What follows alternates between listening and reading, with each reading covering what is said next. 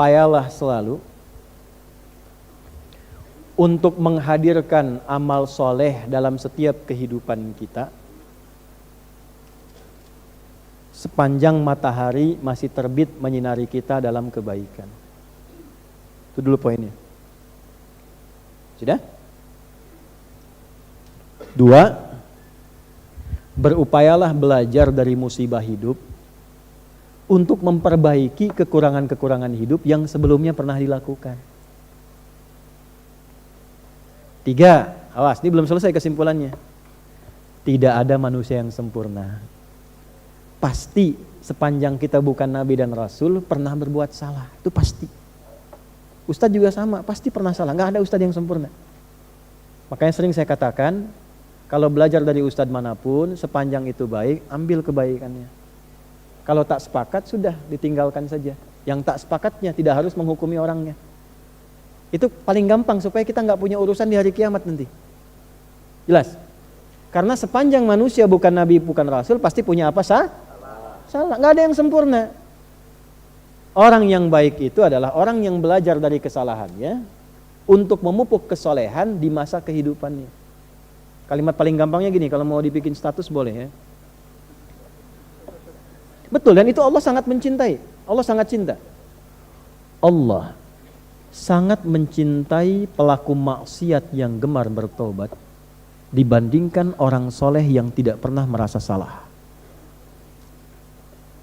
Itu. Catat tuh.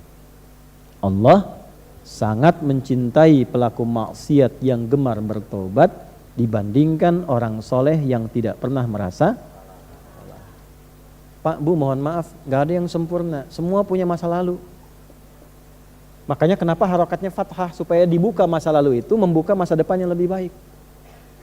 Nah, kadang-kadang untuk menyadarkan kita, dikasih musibah, supaya kita sadar yang gak baik itu perbaiki. Kalau sudah dengan adanya musibah kita berubah, pertahankan itu. Nah, itu Allah sangat cinta. Jadi kalau kita mendekat dengan keadaan pelan pun, Allah menyambut dengan keadaan yang cepat. Dan jangan pernah menyimpulkan kehilangan kasih sayang Allah. Betapapun berapa dosa yang pernah kita kerjakan. Sampai turun surat tuh. Surat 39 ayat 53. Qul ya ibadiyalladzina asrafu ala anfusihim la taqnatu mir rahmatillah. Muhammad, katakan, sampaikan, viralkan pada hamba-hambaku yang sudah berlumur maksiat. Jangan menyimpulkan gak akan pernah mendapat kasih Allah. Innallaha yaghfiru dzunuba jami'a. Semua dosa yang pernah Anda kerjakan, saya kerjakan, kita kerjakan. Kalau mau kembali, Allah ampuni semua dosa-dosa itu. Jadi ketika Anda baca ini, idza syamsu kuwirat, ingat dosa. Salah sama ibu, sama bapak, belum minta maaf, sudah meninggal orang tua. Salah asuh anak, sehingga anak berkata yang kasar. Bukan orang lain yang salah, orang tua. Salah asuh. Jangan nyalain guru. Guru gak salah. Antum tuh harus tanggung jawab. Saya, kita selaku ayah dan ibu mendidik anak. Cuman karena gak sempat sepenuhnya waktu, kita titipin guru-guru mendidik. Kita nitipin tuh supaya dididik. Karena kita gak sempat. Tanggung jawabnya kan bukan guru, harusnya kita. Jadi kalau ada anak salah, jangan salahkan anak dulu. Kita dulu. Lihat dulu tuh. Jadi begitu baca, idza syamsu kuwirat, ingat dosa. Istighfar. Sebelum datang musibah. Atau yang kedua, musibah kecilnya.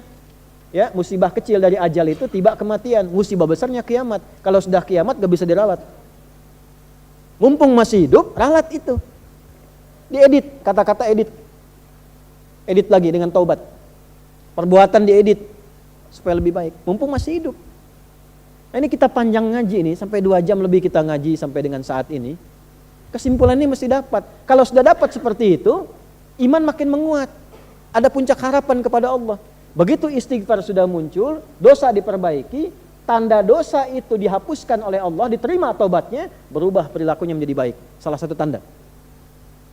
Makanya ketika ada kalimat taba wa amila sholiha, seringkali disampaikan begitu dalam Quran. Taba wa amila sholiha. Begitu taubat, berubah perilaku jadi baik. Anda kalau pernah berbuat perbuatan kotor di masa lalu, tiba-tiba menangis taubat, terus berubah jadi baik, itu tandanya taubat yang diterima Allah. Dan pesan saya, ingat ya, catat betul pesan ini ya, catat betul. Jangan diingat-ingat lagi perbuatan dulu, selesai. Karena nanti yang paling diandalkan setan menampilkan lagi memori masa lalu itu. Zina, membunuh, mabuk dan sebagainya. Sudah tobat nih jadi baik, sudah nggak senang lagi, udah jangan dipikirin lagi. Teruskan yang amal soleh, masa lalu tutup. Nanti setan akan terus menghadirkan itu dan memberikan kepada Anda satu pandangan bahwa kamu dosanya terlalu besar, belum tentu dimaafkan. Hati-hati. Itu tipu daya setan. Jelas? Nah, jadi ketemu oleh kita, idza syamsu kuwirat, apabila mentari sudah digulung, segulung-gulungnya, sehabis-habisnya, ya, masuk ke ayat 14-nya. Alimat nafsum ma ahdarat, barulah manusia sadar selama ini sudah mengerjakan apa, sudah melakukan apa. Bawa situasi kecilnya tiap kali lihat matahari, syukuri nikmat kepada Allah. Terima kasih ya Allah. Taubat kita kepada Allah akan dosa-dosa, perbaiki diri kita sampai menghadirkan amalan yang kita pede kita bawa pulang untuk meninggal. Jadi kalaupun meninggal siap.